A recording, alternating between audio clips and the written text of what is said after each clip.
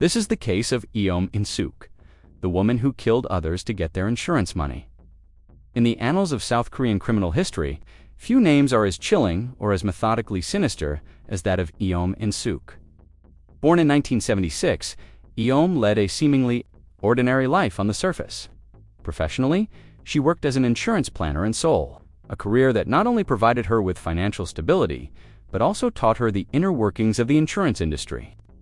Behind her polite demeanor and unassuming appearance was a mind capable of unfathomable cruelty.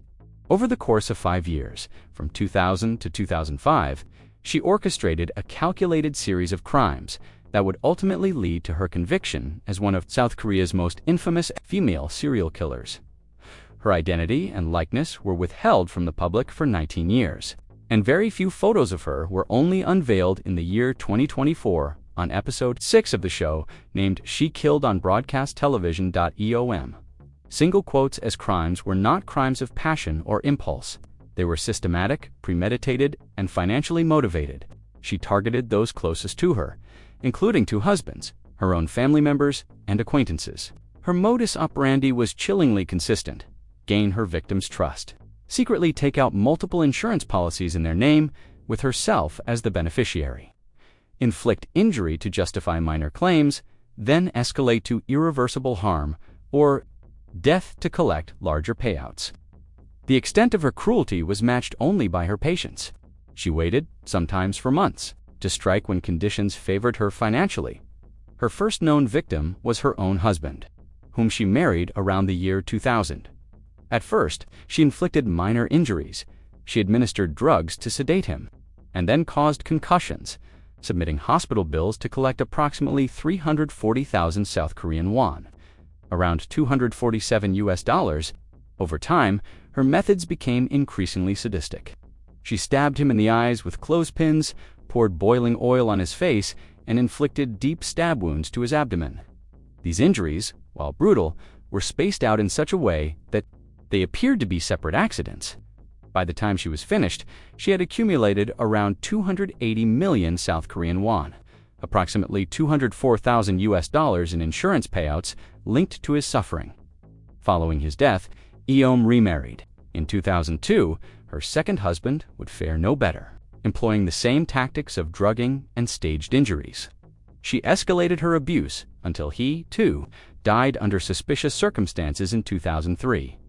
This death resulted in an additional payout of 38.8 million South Korean won, roughly $28,200. Authorities at the time did not yet suspect the pattern emerging behind these incidents. Perhaps the most horrifying aspect of In-Sook's story is that her bloodlust was not limited to spouses. She turned on her own family members. With the same cold detachment, she attacked her older brother, first sedating him and then blinding him by injecting or pouring chemical agents into his eyes. Her mother was subjected to a similar fate. She later attempted to kill them both, along with another sibling, by setting fire to the family home. While the arson failed to kill them, the act did blind her mother and caused significant injuries.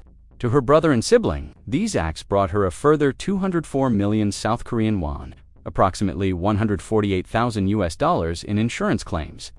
Not satisfied with these atrocities, Eom expanded her victim pool to include her landlord and the family of a housekeeper she once employed. In both cases, she used fire as her weapon of choice. The landlord perished in a blaze set by Eom, and the housekeeper's family barely escaped a similar fate. Again, these incidents were tied to recent insurance policies. She had taken out under false pretenses. Her tools were disturbingly mundane: sedatives, clothespins, sewing needles, boiling oil, and matches. These were not weapons of spontaneous violence, but of planned, deliberate torture.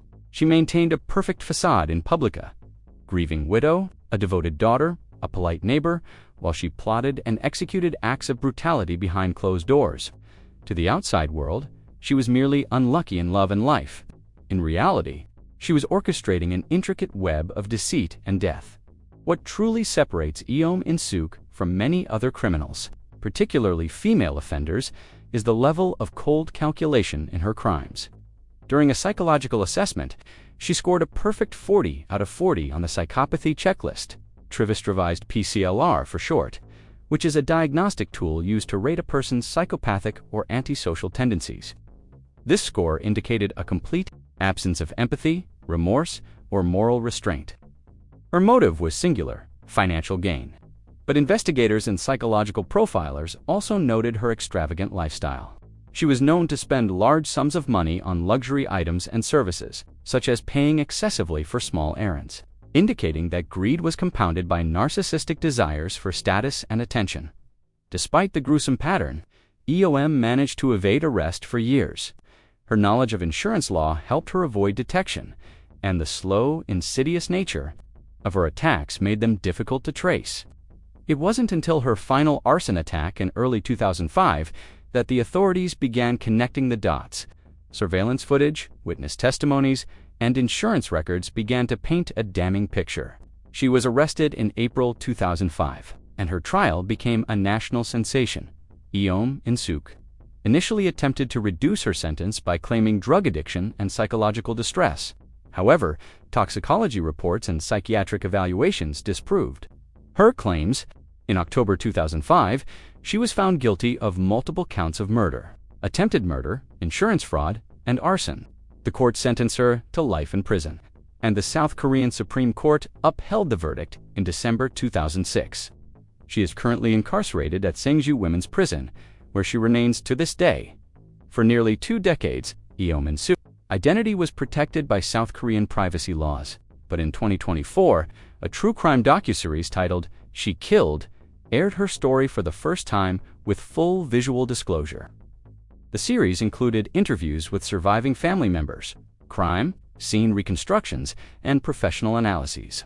Her brother, now blind, recounted the betrayal and pain he suffered at her hands, and her mother gave a harrowing account of the night their home was set on fire. Public reaction was one of revulsion and disbelief. How could someone so seemingly normal commit such inhuman acts? Criminologists continue to study her case as a rare example of female psychopathy manifesting in serial violent crime. While most female offenders in serial cases are driven by emotional motives or psychological trauma, EOM's crimes were motivated by greed and executed with chilling detachment. Thanks for watching.